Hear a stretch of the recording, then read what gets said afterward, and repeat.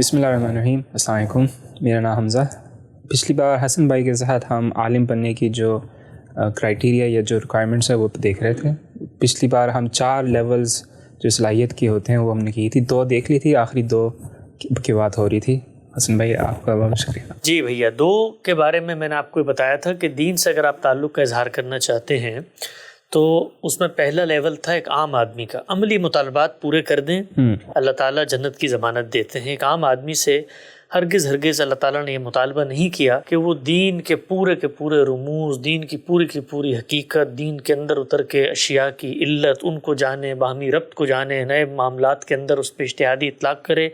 عام آدمی کے پاس نہ اس کی فرصت ہوتی ہے, نہ یہ انٹلیکٹ ہوتی ہے, اور نہ یہ اس کے کرنے کا کام ہوتا ہے. اس لیے کہ اگر وہ یہ کام کرے تو یہ کام اپنا اخراج مانگتا ہے, اور اگر وہ یہ کام کرے گا تو پھر دنیا کے معاملات کیسے چلیں گے.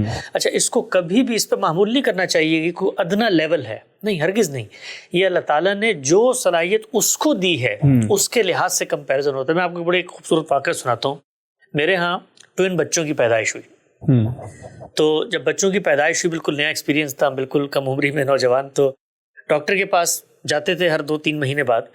تو میں نے کوئی 2-4 مہینے بعد جانے کے بعد اس سے پوچھا کہ ڈاکٹر صاحب یہ بتائیے کہ میرے بچے کی عمر 4 مہینے ہو گئی ہے, دنیا میں 4 مہینے کے بچے کا کتنا وزن ہوتا ہے, اور اس کے ساتھ کمپیئر کر کے بتائیں کہ میرا بچہ کتنا صحت مند ہے. تو انہوں نے مجھے ایک بڑی قیمتی بات بتائی تو ایک میڈیکل پوائنٹ آف ویو کے پس منظر میں, لیکن اس سے میں نے ایک بڑا سبق حاصل کیا. انہوں نے کہا کہ ایز اے ڈاکٹر ہم کبھی بھی یہ کمپیریزن نہیں کرتے کہ دنیا کے اندر 4 مہینے کے بچوں کا وزن کیا ہے اور آپ کے بچوں کا وزن کیا ہے, اس سے ان کا جو گروتھ چارٹ ہے وہ ڈیولپ ہو, بلکہ ہم ان کا کمپیریزن خود ان کی پیدائش سے لے کر اب تک سے کریں گے.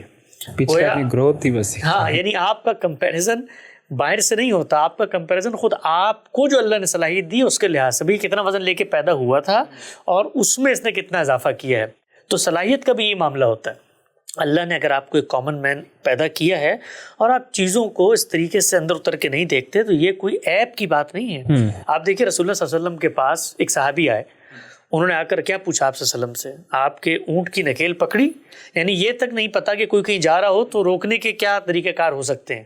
نکیل پکڑ کے روک لیا اور کہا جنت میں جانے کا نسخہ بتائیے, اور آپ نے جواب میں چند بنیادی باتیں بتائیں, بھئی نماز پڑھو, زکوٰۃ دو, حج ادا کرو, اور 1-2 اخلاقیات کی باتیں بتائیں.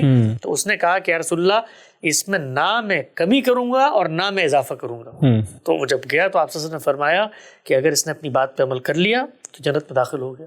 گویا جنت میں داخل ہونے کا جو معیار ہے وہ علم نہیں ہے, وہ صلاحیت کی بنیاد پر دین کا انڈیپینڈنٹ اسکالر بننا نہیں ہے, وہ جو آپ کو صلاحیت دی گئی ہے اس کے مطابق عمل درآمد کرنا ہے. تو پہلا لیول یہ تھا. دوسرے لیول کے بارے میں ہم نے بات کی تھی کہ آپ آگے بڑھ کے چیزوں کو ان کی حقیقت میں جاننے کی کوشش کا آغاز کرتے ہیں. مقصد جان لیتے ہیں, علت جان لیتے ہیں, موٹی موٹی بنیادی باتیں پتہ چل جاتی ہیں. بھئی دین کا مقصد تزکیہ ہے, کن کن پہلوؤں سے تزکیہ ہونا ہے, اخلاق کے پہلو سے, بدن کے پہلو سے, خورنوش کے پہلو سے, عبادت کا مقصد کیا ہے, بنیادی کانسیپٹس کیا ہیں, ان کی وجوہات کیا ہیں. لیکن اس سے آگے کی بات نہیں. اس سے آگے تو پھر اختلافات آپ کے سامنے آئیں گے, تو اس میں آپ کیا کریں گے. تو 2 ہی رستے ہیں, یا تو آپ کسی عالم پر اعتماد کریں اور عمل درآمد شروع کر دیں اور زندگی گزار لیں, کوئی مذائقے کی بات نہیں ہے. یہ وہ 3 مہینے کا وقت. ہاں, یہ 3 مہینے آپ کو اس میں چاہیے کہ آپ کسی عالم سے بات چیت کریں, پوچھیں, وہ آپ کو بنیادی دین کا پورے جو اصول ہے, میں نے آپ کو مثال بھی دی تھی مفتی کفایت اللہ دہلوی کی کتاب اسلام کیا ہے, یا غامدی صاحب کی کتاب الاسلام, یا اور بھی بہت سارے علماء نے لکھا بھی اسلام کیا ہے, تقاضے کیا ہے, بنیاد کیا ہے, حقیقت کیا ہے, مقصد کیا ہے, یہ سب چیزیں معلوم ہو جائیں گی.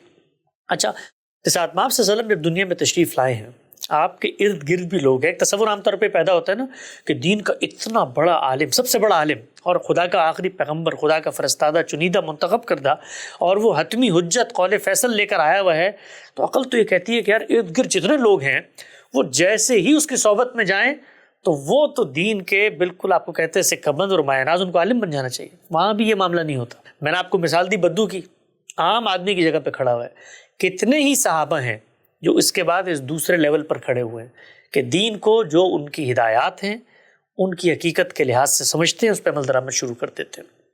اس کے بعد ایک تیسرا مرحلہ آتا ہے. وہ تیسرا مرحلہ ہے ان لوگوں کے لیے جو اپنے اندر تجزیے کی, تحلیل کی, انٹلیکچول ڈسکشنز کو ڈائجسٹ کرنے کی صلاحیت رکھتے ہیں. یہ صلاحیت کیسے پیدا ہوتی ہے؟ یہ صلاحیت پیدا ہوتی ہے بالعموم براڈ بیس تعلیم سے.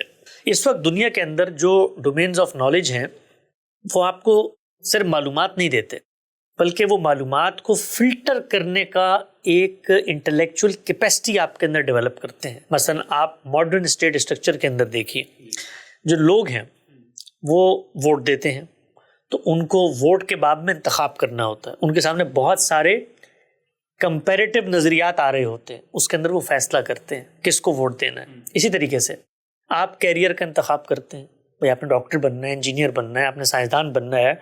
اس میں آپ کے سامنے بہت ساری معلومات پڑی ہوتی ہے، اس کی آپ توجہ کرتے ہیں.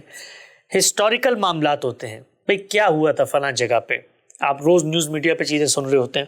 لیکن اگر آپ کا ایک ورلڈ ویو ہے، آپ کی ایک اورینٹیشن ہے، آپ لینگویج کو جانتے ہیں، آپ کمیونیکیشن کی اسکل رکھتے ہیں، آپ فلٹریشن کے پروسیس سے واقف ہیں، آپ کے اندر تجزیہ تحلیل کی صلاحیت ہے، یا کسی حد تک کہیے کہ آپ ایک انٹلیکچوئل بینگ ہیں، تو اس صورت میں پھر آپ تیسرے مرحلے پہ جاتے ہیں. یہ کیا کریٹیکل انالیسس؟ کریٹیکل انالیسس ہے. آپ صلاحیت کے ساتھ چیزوں کی تنقیح کرتے ہیں، دلائل کا جائزہ لیتے ہیں، اصل کو دریافت کرتے ہیں، سررشتے ڈھونڈتے ہیں. بھائی مولانا مودودی نے بات کی ہے تو ان کی بیسک فکر کیا ہے؟ بھائی وہ تو اصل میں غلبہ دین کی بات کرتے ہیں، لہذا غلبہ دین کی بات کے نتیجے میں دین اصل میں ایک نظام بن کے آئے گا. تو اب یہ فکری مقدمات ہیں جن کو آپ نے کنیکٹ کیا. آپ نے انڈیویجول تھاٹس کو پرسیو نہیں کیا، نہ ان کی حقیقت کو سمجھا، بلکہ آپ نے کلیکٹیو وزڈم بنایا کسی فکر کا، کسی تعبیر کا. یہ دنیا کے ہر معاملے میں یہ جو تیسرے مرحلے کے لوگ ہیں یہ کر رہے ہوتے ہیں. سیاست میں بھی کر رہے ہوتے ہیں، معیشت میں بھی کر رہے ہوتے ہیں، تاریخ میں بھی کر رہے ہوتے ہیں. اپنے آئیڈلس اور اپنے جو بڑے رہنما مفکرین ہیں، اسی طریقے سے گلوکار ہیں، اسی طریقے سے جو مختلف صلاحیتیں رکھنے والے لوگ ہیں، پیشہ ور لوگ ہوتے ہیں، ایکٹرز ہوتے ہیں، ان کے انتخاب میں کر رہے ہوتے ہیں. یہی معاملہ وہ دین کے باب میں چوائسز بناتے ہیں ریزن ریشنلٹی کی بنیاد پہ. تو یہ تیسرا مرحلہ ہے جس مرحلے کے لیے کم سے کم آپ کو 1 سال چاہیے اگر آپ اسلام کے باب میں اپنے آپ کو انٹلیکچولی اس سطح پہ لانا چاہتے ہیں. اس میں سب سے پہلے آپ کو کچھ کتابیں پڑھنی پڑیں گی. مثلا ہم نے ایک تیسرے مرحلے کا ایک نصاب تجویز کیا ہے، اس کو ہم کہتے ہیں علم کے طریقے پہ دین کو سمجھنا. دین کا علمی مطالعہ کرنا، عالم بننا نہیں، اسکالر بننا نہیں، محقق بننا نہیں، علمی مطالعہ کرنا. یہ دین کا جو علمی مطالعہ ہے اس کے لیے ہم نے نصابات بنائے ہیں. 1 سال چاہیے آپ کو. 1 سال فل ٹائم بھی نہیں، آپ ہفتے میں 3 گھنٹے دے دیں. اپنی جو بھی آپ کا کیریئر ہے آپ اس کو جاری رکھیں، لیکن 2-3 گھنٹے فوکسڈ ہو کے آپ دے دیں 1 سال میں، تو آپ اس پورے مرحلے سے گزر. مثال دیتا ہوں میں آپ کو. مثلا ہم نے جو نصاب بنایا ہے، میں اس کی چند چیزیں آپ کے سامنے رکھ دیتا ہوں. جی 3 سٹیجز کا نصاب ہے. پہلے سٹیج میں کیا ہے جی، آپ غامدی صاحب کی ایک کامن کتاب پڑھتے ہیں الاسلام، جس میں انہوں نے خلاصہ بتا دیا پورے دین کا کیا ہے. پورا قرآن مجید کا ترجمہ پڑھتے ہیں، قرآن مجید کے ٹرانسلیشن کو آپ پڑھتے ہیں. اس کے بعد حدیث کی کوئی بنیادی کتاب پڑھتے ہیں. یہ پہلا سٹیج ہے اس تیسرے لیول میں جہاں آپ علمی مطالعہ کرنا چاہتے ہیں. اس کے اندر دوسرا سٹیج کیا ہے، غامدی صاحب نے کتاب لکھی ہے میزان. اس میں انہوں نے اپنی پوری تعبیر کا علمی استدلال بیان کیا. اس کے آڈیو ویڈیو لیکچرز بھی ہیں. اسی طریقے سے اس کی شرح کی ہے ایک عالم نے، اس کو آپ پڑھتے ہیں. اسی طریقے سے حدیث کو کرٹیکلی انالائز کر کے اس پہ انہوں نے کام کیا ہے، اس کو آپ پڑھتے ہیں. پھر اسی انٹلیکچوئل سطح کا جو یہ تیسرا میں آپ کو بتا رہا ہوں، اس کے اندر تیسرا سٹیج یہ ہے، یہ 3 مہینے کے سٹیجز ہوتے ہیں سال کے اندر. تو تیسرا سٹیج کیا ہے کہ آپ کمپیریٹیو اسٹڈی کرتے ہیں. قرآن پڑھ لیا آپ نے، ترجمہ پڑھ لیا، اب آپ کمپیریزن کرتے ہیں. مثلا آپ نے ابن کثیر کو لے لیا، آپ نے روایتی تعبیر میں مفتی تقی عثمانی کی تفسیر کو لے لیا، آپ نے مولانا مودودی کی تفسیر کو لے لیا، آپ نے غامدی صاحب کی تفسیر کو لے لی. اب آپ 3-4 کا کمپیریزن کرنا شروع کر دیتے ہیں. یار یہ آیت ہے، اس کی انہوں نے یہ ٹرانسلیشن کی ہے، اس سے یہ مدعا اخذ کیا، انہوں نے یہ کیا، اس سے یہ مدعا اخذ کیا، انہوں نے یہ کیا، اس سے یہ مدعا اخذ کیا.